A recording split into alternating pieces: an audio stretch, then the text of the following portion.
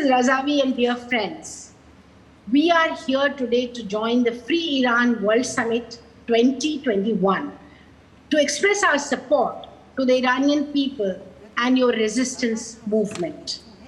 This event comes at a time when there is a new selected mullah's president.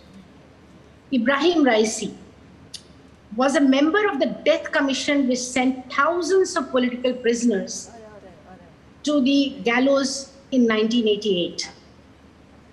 But today, I would like to tell you about the opposite side of this tyranny, which is the blooming resistance of Iranian opposition and the power of women who have stood resilient and have held the flag of freedom throughout Iran, and besides their courageous leader, who I salute.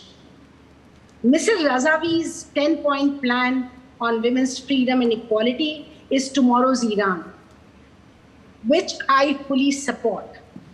Is a plan against the 40-year of old misogynist laws that rule Iran. It includes a respect to fundamental freedom and rights, equality before the law, equal participation in political leadership and in the economic sphere, elimination of violence and repealing mullahs, Sharia law, among others.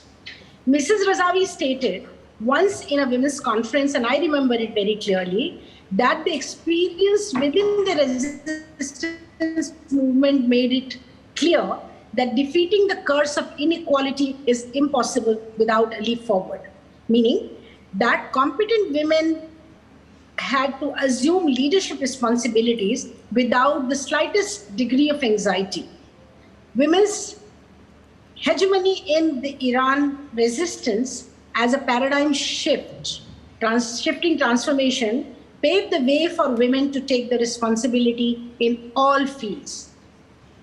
As a result, they succeeded in adopting noble values and rose above the decadent and reactionary culture.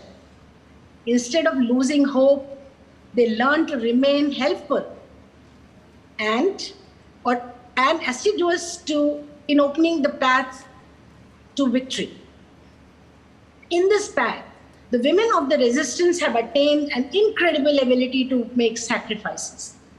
For this reason, they succeeded in running the affairs of Camp Ashraf, which I have personally visited, and I salute the people of Camp Ashraf in the most challenging battles, and today they are defeating all obstacles ahead of them in the path of a free Iran.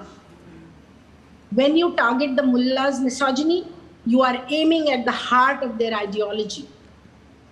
This is why it is important to stand with Mrs. Razavi and the women of Iran.